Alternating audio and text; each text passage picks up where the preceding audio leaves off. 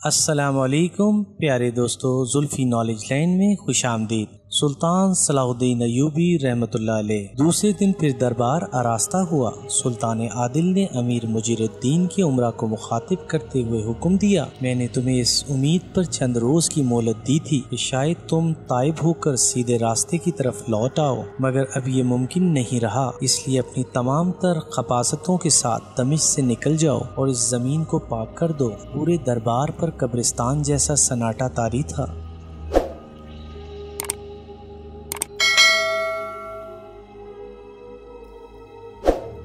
ہر شخص کے چہرے پر خوف و ہراس کی پرچھائیاں لرز رہی تھیں اور کوئی نہیں جانتا کہ اگلے لمحے اس کا کیا حشر ہوگا۔ سلطان عادل کے ہونٹوں کی جنبش ہوئی اور پورا دربار ان کی پرجلال آواز سے گونج اٹھا، تمام عیسائی عورتوں کو لے جا کر یروشلم کی سرحدوں پر چھوڑ دیا جائے۔ یہ سلطان نور الدین محمود زنگی کا دوسرا حکم تھا۔ پھر تیسرا حکم جاری ہوا۔ سلطان عادل نے دیوان ابو سالم حمام کو مخاطب کرتے ہوئے کہا، تیری صورت مسلمانوں جیسی ہے مگر دل منافقوں کے ہم رنگ، تو نے میرے اعتماد کو ٹھیس پہنچائی اور انصاف کے راستوں میں رکاوٹیں کھڑی کی۔ اب تیری یہی سزا ہے کہ تو دمشق کے باشندوں کے سامنے بے نقاب ہو جا تاکہ اہل ایمان تیرے حقیقی خد و خال دیکھ لیں۔ اس کے بعد سلطان نور الدین محمود زنگی نے دیوان ابو سالم حمام کی داڑھی منڈوا دی اور گھوڑے پر سوار کرا کے پورے دمشق میں گھمایا۔ سلطانی نقیب کوچہ بہ کوچہ بلند آواز میں اعلان کرتے جاتے تھے، یہ اس شخص کی سزا ہے جس نے بندگان خدا کے حقوق کا خون کیا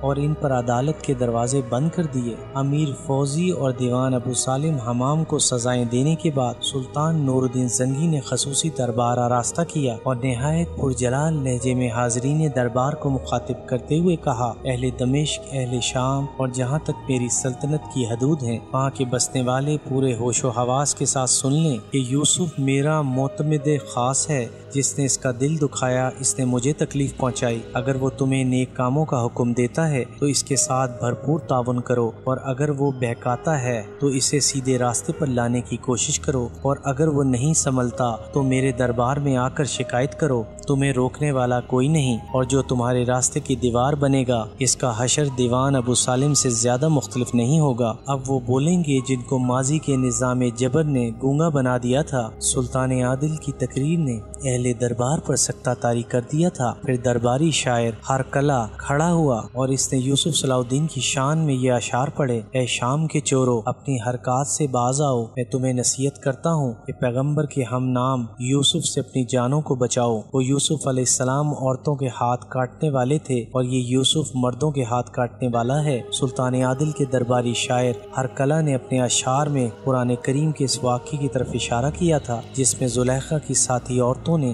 حضرت یوسف علیہ السلام کا حسن و جمال دیکھ کر لیمو کاٹنے کے بجائے اپنے ہاتھ کاٹ لیے تھے۔ دمشق کا نظم و نسق درست کرنے کے بعد سلطان نور الدین محمود زنگی واپس حلب چلے گئے۔ پھر اسی زمانے میں سلطان عادل نے سرکار دو عالم صلی اللہ علیہ وسلم کو خواب میں دیکھا۔ سلطان نور الدین محمود زنگی بظاہر ایک مجاہد اور جنگجو حکمراں تھے، مگر در پردہ وہ ایک نہایت عابد و زاہد انسان تھے۔ عام مسلمانوں کی طرح وہ پانچوں وقت باجماعت نماز ادا کرتے، رمضان المبارک کے پورے روزے رکھتے، لیکن سلطان عادل کا ایک پوشیدہ عمل یہ بھی تھا کہ وہ ہر رات سرور کونین صلی اللہ علیہ وسلم پر بڑے پرسوز لہجے میں درود و سلام بھیجتے، یہاں تک کہ ان کی آنکھوں سے آنسو جاری ہو جاتے اور پھر وہ اسی حالت میں سو جاتے۔ ہر اہل ایمان کی طرح سلطان نور الدین محمود زنگی کی بھی ایک ہی خواہش تھی کہ کسی دن خواب میں رسالت مآب صلی اللہ علیہ وسلم انہیں بھی اپنے دیدار سے مشرف فرمائیں۔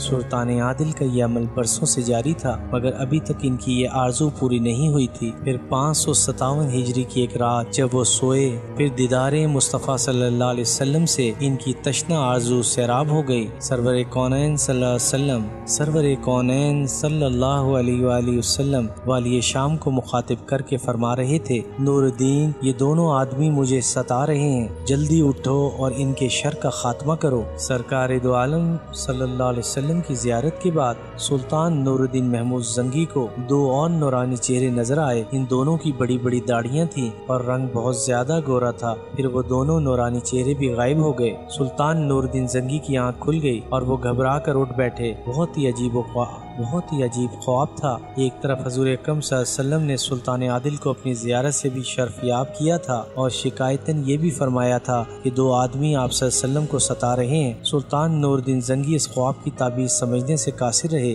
پھر ان پر وحشت سی طاری ہو گئی اور وہ رو رو کر رات بھر توبہ استغفار کرتے رہے، یہاں تک کہ فجر کی اذان ہو گئی۔ پھر سلطان نور الدین محمود زنگی نے نماز ادا کی، کچھ دیر تک حسب معمول قرآن مجید کی تلاوت کرتے رہے، اس کے بعد دربار آراستہ کیا۔ یہ وہ زمانہ تھا جب سلطان عادل دمشق میں مقیم تھے۔ امرائے دربار نے بڑی حیرت سے سلطان عادل کی طرف دیکھا، وہ خلاف توقع بجھے بجھے نظر آ رہے تھے۔ حاضرین دربار نے سلطان کی اس کیفیت کو طبیعت کی ناسازی پر محمول کیا۔ پھر تھوڑی ہی دیر بعد سلطان عادل کے سامنے ایک اہم مقدمہ پیش کیا گیا۔ والی شام کچھ دیر تک دونوں فریقین کے بیانات سنتے رہے، لیکن عمرہ نے محسوس کر لیا کہ سلطان عادل ذہنی طور پر دربار میں موجود نہیں ہیں اور وہ مقدمے کی سماعت کے دوران کہیں کھو سے جاتے ہیں۔ پھر یکا یک سلطان عادل خود ہی اٹھ کھڑے ہوئے اور عمرائے دربار سے مخاطب ہوتے ہوئے بولے، اس وقت ہمارا ذہن حاضر نہیں ہے، یہ مقدمہ پھر کسی دن پیش کیا جائے۔ یہ کہہ کر سلطان نور الدین زنگی دربار سے نکل گئے۔